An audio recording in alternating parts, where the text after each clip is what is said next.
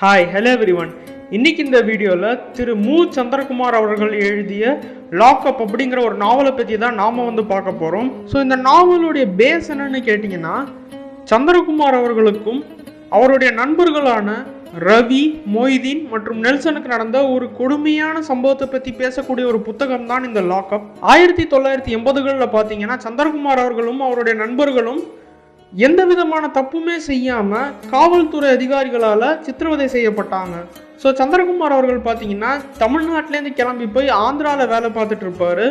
திடீர்னு ஒரு நாள் என்ன ஆகும்னா, சந்திரகுமார் அவர்களையும் அவருடைய நண்பர்களையும் போலீஸ் கைது செய்வாங்க. இவங்களை கைது செஞ்சதுக்கு அப்புறம் காவல்துறை அதிகாரிகள் இவங்களை பயங்கரமா அடிச்சு சித்திரவதை செய்வாங்க. இவங்களை ஒரு திருட்டு கேஸை ஒத்துக்க வைக்கிறதுக்காக அடிச்சு பயங்கரமா சித்திரவதை செய்வாங்க. இந்த 4 பேரும் எந்த விதமான தப்புமே பண்ணியிருக்க மாட்டாங்க.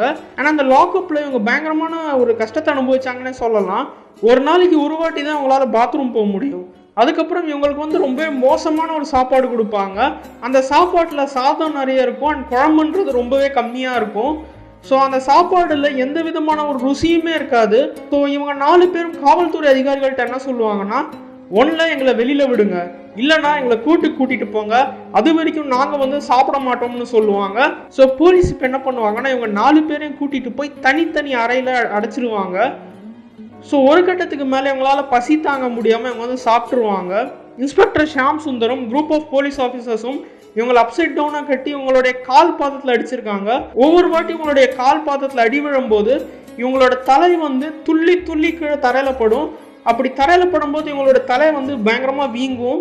ஸோ அடி வாங்கினதுக்கப்புறம் இவங்க நிற்கும் போது இவங்களுக்கு தோல் இருக்கிற உணர்ச்சியே இருக்காது. இவங்களோட எலும்பு தரையில் படுற மாதிரி இவங்களுக்கு ஃபீல் வரும். அவ்வளோ கொடுமையை இவங்க அனுபவிச்சிருக்காங்க.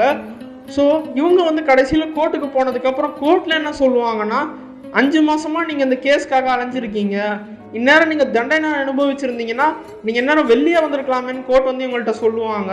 ஒரு நல்ல புத்தகத்தை நம்ம படித்தோம்னா நிறைய கேள்விகளுக்கு பதில் கிடைக்கும். ஆனால் இந்த புத்தகம் படித்ததுக்கு அப்புறம் நிறைய கேள்விகள் தான் கேட்க தோணுது. இவங்க 4 பேருமே எந்த தப்பும் செய்யலைன்றது அந்த காவல்துறை அதிகாரிகளுக்கும் தெரியும். ஆனாலும் அவங்க என்ன பண்ணுறாங்கன்னா, உண்மையை சொல்லி இவங்களை பயங்கரமாக அடித்து சித்திரவதை செய்கிறாங்க. எந்த தப்புமே செய்யாதவங்க எதுக்காக குற்றத்தை ஒத்துக்கணுன்றது எனக்கு புரியலை. இவங்க கூட்டுக்கு போனதுக்கப்புறம் அந்த ஜட்ஜ் என்ன சொல்கிறாருன்னா, நீங்கள் இந்த கேஸ்க்காக 5 மாதம் அலையறதுக்கு பதிலாக தண்டனை அனுபவிச்சிருந்தீங்கன்னா நீங்கள் எந்நேரம் வெளியே வந்திருக்கலாம்னு சொல்கிறாரு. ஆனால் அது இவங்க மேலே ஒரு பக்கம் அக்கறையை காட்டுறதுக்காக அவர் சொல்லியிருந்தாலும், ஏன் தப்பு பண்ண அந்த காவல்துறை அதிகாரிகளுக்கு எதிராக அவரால் எந்த விதமான ஒரு தீர்ப்புமே எழுத முடியலன்றது எனக்கு சத்தியமாக புரியலை. இந்த புத்தகத்தை படிக்கும்போது நிறைய விஷயங்கள் நம்மளுக்கு கேட்க தோணும். அது எப்படிப்பட்ட விஷயங்கள்னா, சட்டம் அனைவருக்கும் சமம் தானா, நிஜமாலுமே காவல்துறை அதிகாரிகள் நம்மளுடைய நண்பர்கள் தானான்ற கேள்வி நம்மளுக்கு கண்டிப்பாக வரும். அதுக்கப்புறம் இந்த புக்கை அடாப்ட் பண்ணி பார்த்தீங்கன்னா வெற்றிமாறன் சார் விசாரணை படம் பண்ணியிருப்பாரு. அண்ட் அந்த படத்துக்கு best Tamil language feature film national அவார்டும் கிடைச்சது. இந்த புத்தகத்தை படித்து முடிக்கும் போது நம்ம கண்ணிலேருந்து கண்டிப்பாக கண்ணீர் வரும். அவ்வளோ கஷ்டத்தை அவங்க 4 பேரும் அனுபவிச்சிருக்காங்க. இந்த புக் தமிழ் அண்ட் இங்கிலீஷ் லாங்குவேஜஸில் அவைலபிளாக இருக்குது. ஒரு எழுத்தாளராக சந்திரகுமார் அவர்கள் ஜெயிச்சிட்டாருன்னு நான் சொல்லுவேன். அதுக்கான காரணம் என்னன்னு கேட்டிங்கன்னா, ஒரு எழுத்தாளருடைய எழுத்துக்களை நம்ம படிக்கும்போது நம்மளுக்கு ஒரு இமேஜினேஷன் உருவாகணும். அந்த இமேஜினேஷன் மூலிமா அந்த கதையோட சிச்சுவேஷனை நம்ம புரிஞ்சுக்கணும். இந்த புக்கில் வர விஷயங்களை நம்ம கற்பனை பண்ணி பார்த்தோம்னா நம்ம கண்ணிலேருந்து கண்ணீர் கண்டிப்பாக வரும். இந்த புக்கில் பேச வேண்டிய விஷயங்கள் நிறைய இருக்குது. இந்த புத்தகத்தை பற்றி பேசணும்னா நம்ம பேசிக்கிட்டே இருக்கலாம். என்னை பொறுத்த வரைக்கும் இந்தியாவில் பிறந்த ஒருத்தருமே இந்த புக்கை கண்டிப்பாக வாங்கி படிக்கிறோம். நீங்களும் இந்த புக்கை படிங்க. அண்ட் இந்த புக்கை படித்ததுக்கப்புறம் உங்களுக்கும் நிறைய கேள்விகள் வரலாம். ஸோ நான் இந்த புக்கை படித்து பார்த்தேன்.